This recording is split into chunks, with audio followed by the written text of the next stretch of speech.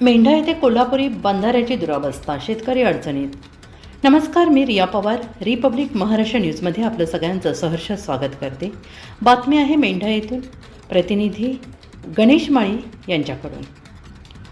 येथील ओढ्यावर पूर्वी बांधण्यात आलेल्या कोल्हापुरी बंधाऱ्याची सध्या अत्यंत दयनीय अवस्था झालेली आहे.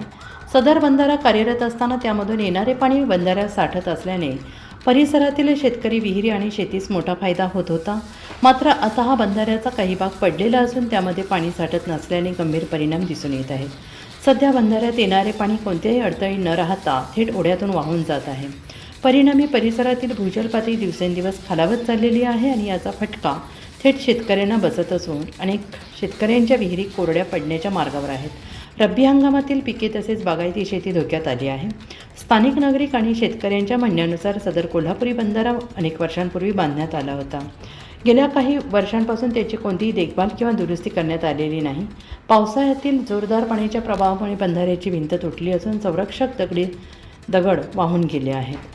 बंधाऱ्याची तातडीने दुरुस्ती केल्यास परिसरातील पाणी साठवण क्षमता वाढेल, भूजल पातळी सुधारेल, शेतकऱ्यांना मोठा दिलासा मिळू शकतो. त्यामुळे प्रशासनाने या गंभीर बाबींकडे तात्काळ लक्ष देऊन संबंधित विभागामार्फत पाहणी करून कोल्हापुरी बंधाऱ्याची दुरुस्ती करावी अशी जोरदार मागणी स्थानिक नागरिक आणि शेतकऱ्यांकडून होते आहे. जर वेळेत उपाययोजना करण्यात आल्या नाही तर भविष्यात पाणी टंचाईची समस्या आणखी तीव्र होण्याची शक्यता असून त्याचा थेट परिणाम शेती आणि ग्रामस्थांच्या दैनंदिन जीवनावर होणार असल्याचे चित्र सध्या दिसून येत आहे. अशाच नवनवीन बातम्यांचे अपडेट्स पाहण्यासाठी रिपब्लिक महाराष्ट्र न्यूजला लाईक करा, कमेंट करा, सबस्क्राईब करा, शेअर करा.